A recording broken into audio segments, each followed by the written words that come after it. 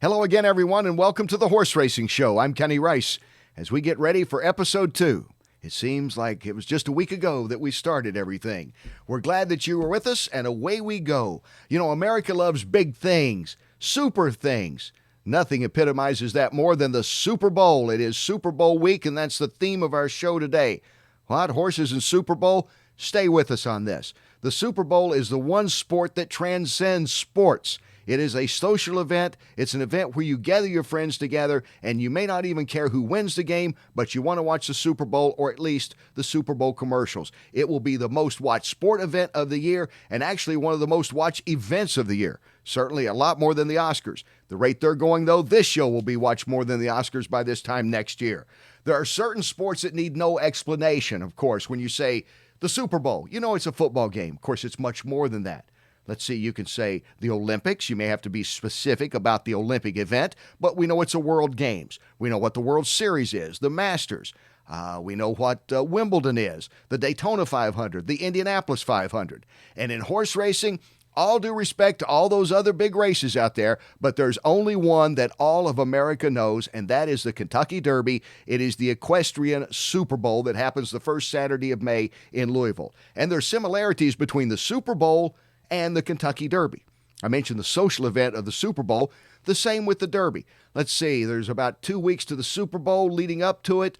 All kinds of parties going on, corporate parties going on especially, and they will devote something like 200 hours leading up to a 3-hour football game. The Kentucky Derby, at least a week. In the city of Louisville, about 3 weeks, but at least a week of social gatherings. Again, corporations getting together and wining and dining their clients.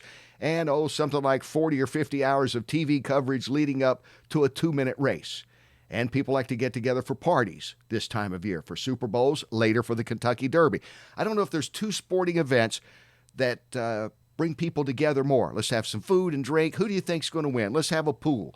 I like this horse. I'm going to pick it out of the hat, or I'm going to just select the name. I like this team. I think in the first quarter they're going to score this many points. That's what brings it together and bonds people with the Super Bowl and the Kentucky Derby. Now, something else about both. There's a lot of history about both these sports, more so, of course, for the Derby. It's been around over a century, but you can look up a lot of stats and a lot of facts, and you probably heard one that if Tom Brady and the Patriots win, that he will be at 40 years of age the oldest winning Super Bowl quarterback. That is one of the stats of the week. Do you know who the oldest Derby winning jockey is? Thomas Kenny, our researcher. Who would that be? That would be Bill Shoemaker at the age of 54. Wow, in 1986 aboard Ferdinand. Yes, the Shoe wins his final Derby and is the oldest. And may be, although Mike Smith may challenge him for that, possibility of that. You know, something else about the Derby and the Super Bowl, everybody likes those long shots. They don't have a chance to win this race. They won the race. He cannot win this game. Oh, look, he led them to victory. They won this game. Upsets. People like those too. Yeah, the biggest long shot the Kentucky Derby's ever seen would be Donerail in 1913 at 91-1 odds. Wow. You know, I left the track early that day. I was going to stay around and bet on Donerail. I was going to put $10 on him, and I thought, he doesn't have a shot at 91-1. No, but actually I was there in 2009 when Mind That Bird came in at 50-1. It was a rainy day. It was muddy. It was sloppy track. And I was standing right by the rail, right at track level. Dr. Larry Bramlage, the esteemed veterinarian, was about 2 feet away from me. And as they're coming down the stretch, and people think, because, we've got these earpieces in, that we're hearing every single race call and all that. But when you've got 160,000 people cheering, there's a roar all around you. And oftentimes you cannot hear what's actually right in your ear. You're doing like this. So the horse is coming on the rail. There's about 3 horses between me and Mind That Bird.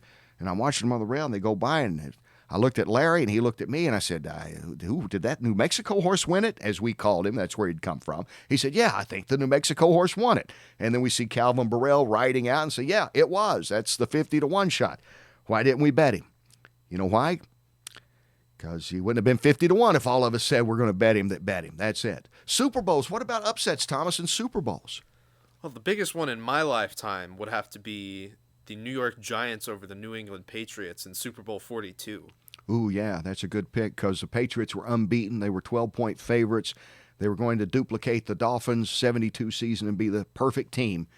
and then they lost on what is now one of the all-time great plays in football history. I don't care how many Super Bowls they have, there'll be probably no pass more memorable than this one, Eli Manning, when he made that great pass to David Tyree when it looked like he was being sacked, and Tyree catches it and pins it against his helmet. Let's try that one. Let's do that pass. You got a football there. Well, Ben Chaffins, thank you for bringing that up. Wow, what a coincidence. Hi, April. April's back with Jennifer Hall joins us today. Hi, Jennifer. Who, from New Mexico, who bet on Mind That Bird, by the way. So you're one of like 2 people I've ever met that bet on Mind That Bird. All right, you ready? Oh, yeah. Manning gets away from the sack. Again, away from the sack. He's looking. Tyree throws it over the head. Tyree pins it against his helmet. What a catch. Wow, reenactment. Did you all feel like you were there? Absolutely. Yes, What a catch. Look at this. Our couch has doubled. The audience, the live audience here has doubled, if nothing else. Great catch. You know, something else about the Super Bowl and the Kentucky Derby, or actually football and horse racing as well. The vernacular carries over into business and just everyday life. We talk about, let's go for a touchdown. Let's make it to the end zone. Come on, cross the finish line. Let's go to the winner's circle. Let's see, the blitz. You know, we got to go out there and blitz the competition. Jockey for position. Jockey for position's another one. Down the home stretch. Down the home stretch. See, we say this all the time. People say that probably whatever you do, your boss or your coworker has said something like that to you, and you can say, football fan or horse racing fan. Did you know that's where it came from? Well, this is our Super Bowl edition, and we've got a super show today. Glad you're with us. When we come back, we'll talk to the 2-time winning Super Bowl coach of the New York Giants, Bill Parcells, who also happens to be a horse racing owner and a longtime horse racing fan. And then later on, Fred Gaudelli from NBC Sports joins us. He is the executive producer of Sunday Night Football. He has produced Super Bowls and Kentucky Derbies and Triple Crown events. So who better to talk about what it takes to televise horse racing and football on their biggest day than Fred Gaudelli? That coming up. Coach Parcells will join us next. Remember, don't forget to like and subscribe to our YouTube channel. Go and check us out on Twitter at Horse Racing Show, and go to our Facebook page and like us. You can follow us there, as well as at thehorseracingshow.com. That's what it's called. I'm Kenny Rice, and we'll be back right after this.